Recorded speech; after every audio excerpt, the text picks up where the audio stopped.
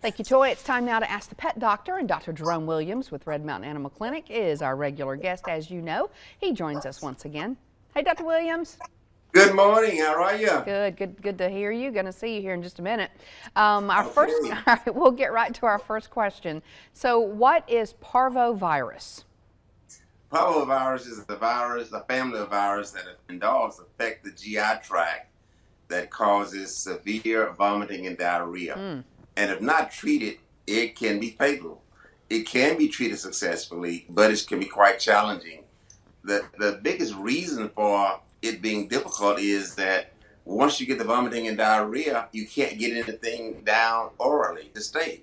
So it has to be treated by intravenous injections usually, I and it can be quite challenging. I usually hear people say sometimes it can spread at like a kennel, like if you're boarding your Yeah, animal, does it spread like that?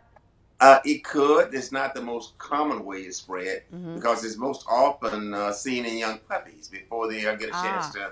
to be boarded. Oh, so For that's other how a lot of dogs, people end up losing their puppies early because they have parvo, right? yes, Yeah. yes, where other dogs are going, and also birds can carry it. Mm-hmm. So that's the biggest way of it spread. Now there's a vaccine available, Okay. but it's not 100%, but it's the best insurance policy you can take against parvo and isolation. Don't take your puppies out in a public area Mm-hmm. before they've had at least 2 sets of vaccinations. Okay. All right, let's go to our next question, and this one's pretty descriptive, but here it is. I see something that looks like rice in my pet's stool. What is it? In all likelihood, it's tapeworm segments. Tapeworms are caused by fleas. If you are seeing tapeworm segments that look like a grain of rice or a cucumber seed, that means that your pet has been exposed to fleas. So they can be treated successfully. It's normally not life-threatening, Mm-hmm. but you are going to need to institute some flea control measures to control it in the future. But it's seen quite commonly, and usually, if you're seeing something look like rice, it's in all likelihood it's fleas.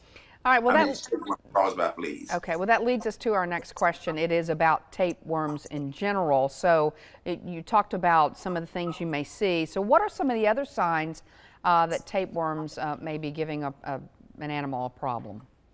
Oh, one of the things you see most often, there are two glands at the base of the rectum called anal glands, and the tapeworm segments can get down in those glands and cause a lot of aggravation. Mm. So, a pet biting at the rear or scooting along may be caused by tapeworm. There's Ooh. some truth to the old saying: if a dog is dragging the rear along, it may have tapeworm, it may have worms, and those types of worms are often tapeworms Ooh. biting at the rear Mm-hmm.